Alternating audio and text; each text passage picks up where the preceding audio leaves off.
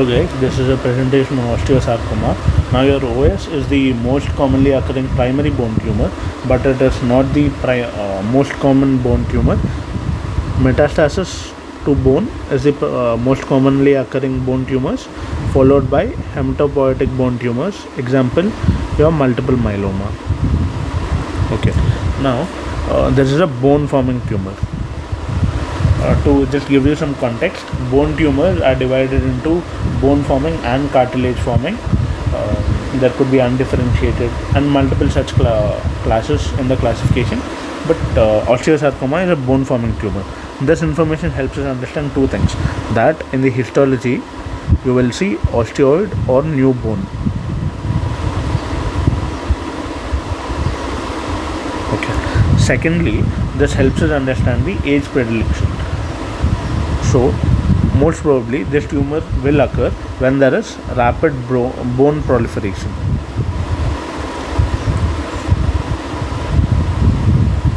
That is typically during your growth spurt,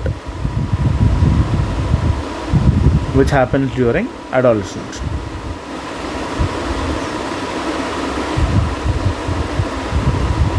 Okay, alright. Now the age of onset, again, it has a slight bimodal distribution, most commonly occurring during the adolescent age, as already discussed.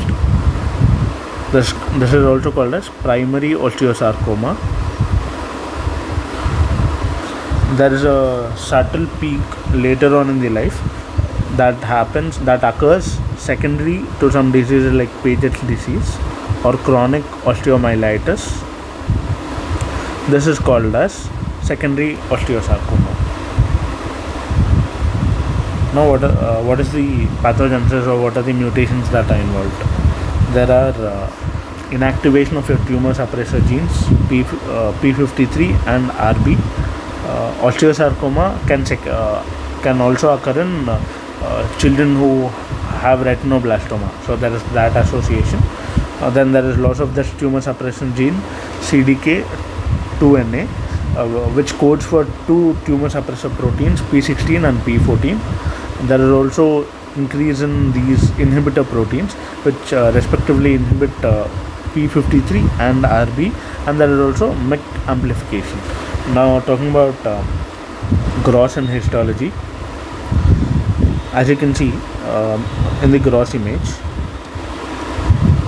this is your bone. This bone tumor has come and extended beyond the cortex and has lifted the periosteum. Now this results in a periosteal reaction or formation. Radiologically, this results in formation of a triangle called as Codman's triangle. The content of this Codman triangle is obviously your new bone, and this is your periosteum that has been lifted, and this is your cortex. So as to put, this is a grey white, gritty, large tumor. Okay, now there is another radiological phenomenon that occurs, which is called as sunburst appearance. This is because of osteoid or your bone. Your bone is scattering the X-ray light, so you get the sunburst appearance.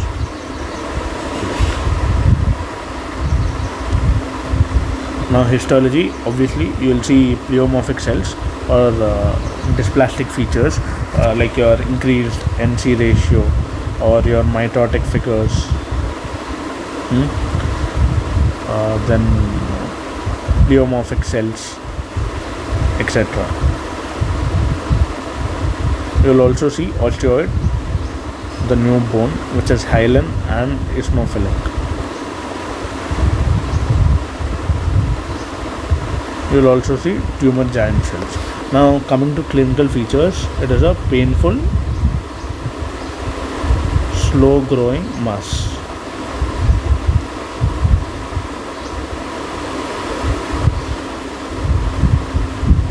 This is most commonly seen in distal femur and proximal tibia, basically in and around your knee. It could have a capsular extension, but that is a different story.